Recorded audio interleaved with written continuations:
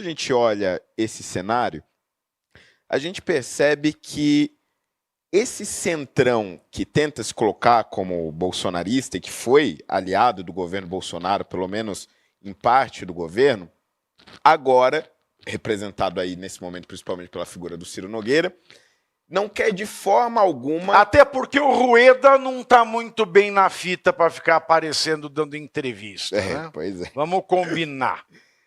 Esse centrão ele não quer de forma alguma um membro da família Bolsonaro como candidato a presidente da República. Quer dizer, a gente vê a todo instante notícias sendo plantadas do tipo, não, o Eduardo tem muita rejeição, o Eduardo de jeito nenhum, o Eduardo não está longe do Brasil, não consegue analisar a situação, a família Bolsonaro tem muita rejeição, a Michelle a gente discute lá na frente, o Flávio tem que ir para o Senado, o Carlos vai para Santa Catarina, quer dizer, tenta-se tirar de toda forma a família Bolsonaro da disputa de 2026 para a presidência da República. De um lado, a gente entende o medo dessas pessoas do Supremo. É o rabo preso, é a covardia, é a submissão. Mas, afinal de contas, na sua visão, e aí depois de ouvir esses tantos de emissários que vão em busca de você, em busca do Eduardo, do que é que essas pessoas têm tanto medo da família Bolsonaro, se em tese, até pouquíssimo tempo atrás, eles se colocavam como grandes aliados do governo Bolsonaro, da família Bolsonaro, e utilizavam, e ainda utilizam, a imagem dele para se promover constantemente. E querem utilizar, né? Porque querem utilizar o nome Bolsonaro, que é a fábrica de voto para 2026. O que é o nosso movimento? E aí eu me incluo nesse sentido dentro do movimento bolsonarista, chamado assim. O que se chama de bolsonarismo no Brasil é, globalmente, um movimento nacional populista. É o que se chama hoje em dia de direita, é um movimento nacional populista, que tem essa característica mais patriótica e mais populista. Por que ela é populista? Porque ela entende que há uma elite. Ela pode ser intelectual, ela pode ser financeira, ela pode ser política, ela pode ser acadêmica, que se apoderou dos instrumentos de poder e passaram a determinar como a sociedade vai viver, em geral, em benefício próprio.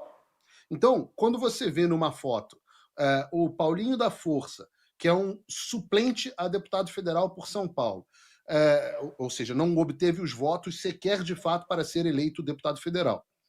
Você tem o Michel Temer, que é um político cuja última eleição por conta própria disputou foi em 2006. Né? Michel Temer foi vice-presidente e depois presidente porque concorreu junto com a Dilma. E o Aécio Neves, que já foi de um grande expoente político para um cara que quase não é deputado, quando você vê essas pessoas decidindo o destino do Brasil, essa é a fotografia que explica o nosso movimento. O que é o movimento? São as pessoas que se revoltaram contra este pequeno grupo de uma elite decidindo os rumos do Brasil inteiro. E elas decidem, por exemplo, o que seus filhos vão aprender na escola. Elas decidem o que deve ser a comida que você vai usar, se você pode ou não abrir o seu negócio dentro de uma pandemia. E isso em conluio, por exemplo, com uma imprensa, como você vê o Grupo Globo, que é a voz do establishment. Então, o que é o Bolsonaro? O que é o Donald Trump? O que é o Javier Milei? O que é a Meloni? O que é o Nigel Farage? O que são essas pessoas no mundo inteiro? São a revolta do homem comum contra essa elite que determina como que nós queremos viver a custo dos nossos dinheiros, né, do nosso sustento, da nossa produção. O Jair Bolsonaro é, portanto, a representação do antissistema. Ele consegue, como Donald Trump conseguiu em 2016, ser antissistema o tempo inteiro? Não. E é por isso que, muitas vezes, pessoas do sistema, como Ciro Nogueira, se uniram por conveniência a Jair Bolsonaro. Ciro Nogueira faz negócio onde for mais lucrativo. Então ele consegue ser ministro do governo Bolsonaro, ao mesmo tempo, na semana, até um mês atrás, estava na base de sustentação, na base de apoio do governo Lula no Congresso, e agora já desembarcou do Lula porque já percebeu que o governo Lula naufragou completamente. Mas ele é parte do sistema. O que o Supremo Tribunal Federal faz, o que a Globo faz, o que o Ciro Nogueira faz e o que todos esses agentes fazem é garantir que o nosso movimento que é o movimento das pessoas comuns, trabalhadoras do campo, da cidade, pessoas comuns do Brasil, consiga ter a sua vontade representada nas urnas. Então, Jair Bolsonaro, Donald Trump ou Javier Milei, o que quer que seja na sua representação, é o maior pavor que essas pessoas têm.